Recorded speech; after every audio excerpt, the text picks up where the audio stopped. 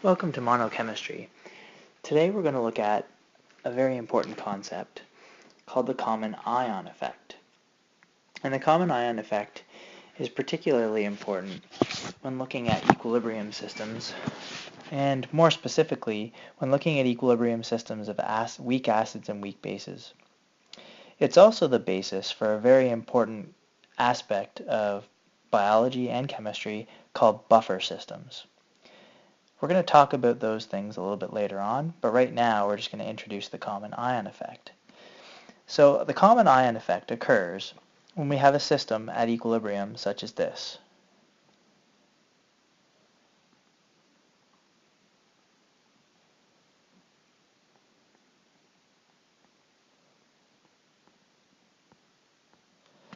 Your typical weak acid that has dissociated. Now how the common ion effect comes into play is as follows. What if I had a solution at equilibrium of a weak acid, and I added a soluble salt to that solution? The salt is soluble, so it's going to separate into those two things. What effect does this have on the solubility of the acid? And, in turn, what effect does it have on the pH of the acid? And that's what the common ion effect is all about. Because we've got two solutions here and here that have the same ion, common ions. What effect does it have on solubility and pH? Let's have a look. The cat's back, baby. So, according to Le Chatelier's principle, we're going to look at this system again, and we're going to try and figure out what's going to happen to both the solubility and the pH of this system. I've got a real life example here as opposed to the made-up one I had in the other. But it's the same kind of deal. We've got an acid, a weak acid, at equilibrium, and we're adding a soluble salt. Sodium's a group 1 metal, therefore this is a very soluble salt. And what we end up with is a common ion here. Now consider our equilibrium system.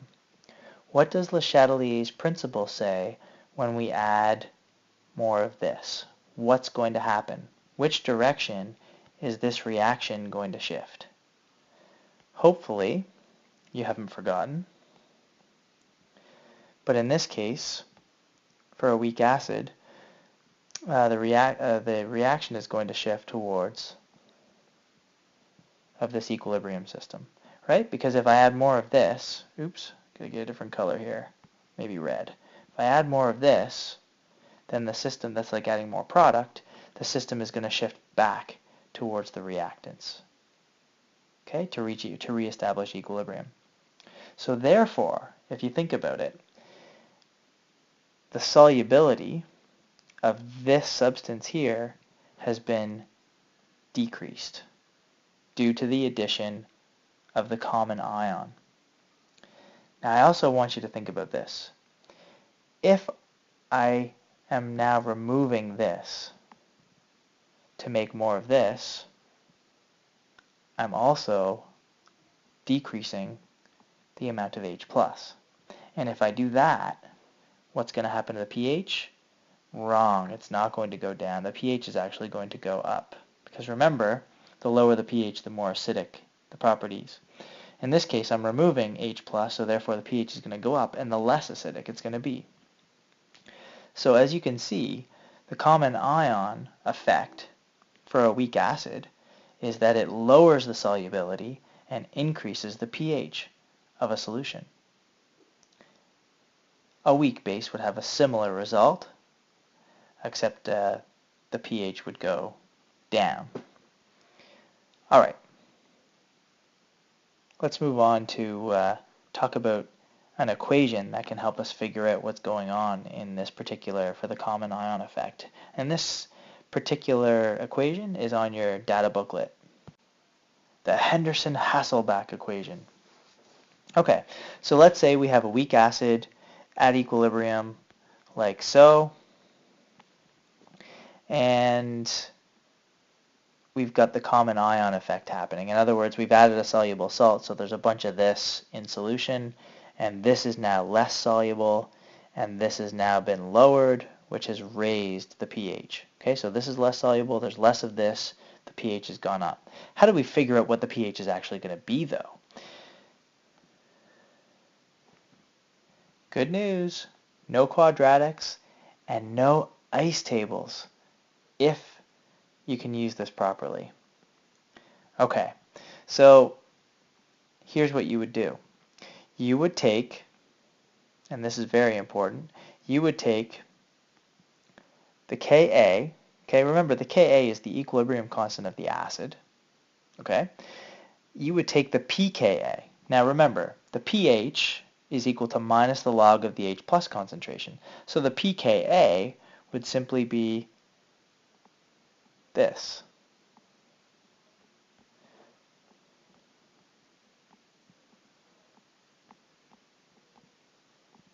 Okay, so the pKa is simply minus the log of the Ka.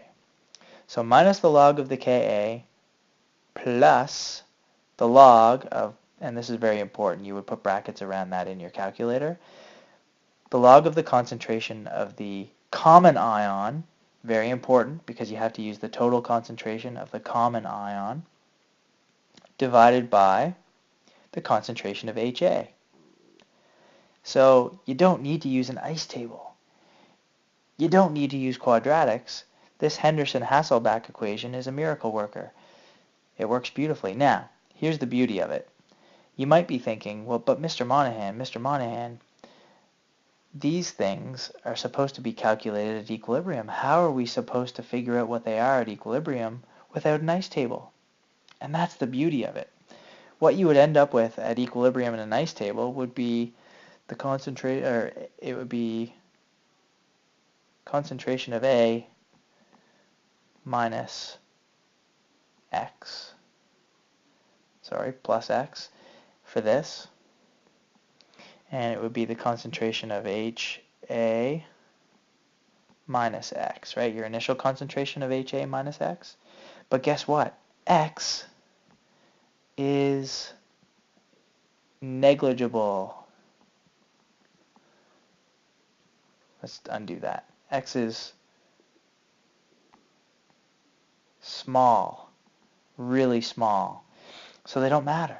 So you're going to have the initial concentration, you're actually going to use the initial concentrations of A minus and HA to solve for this problem. It's really easy.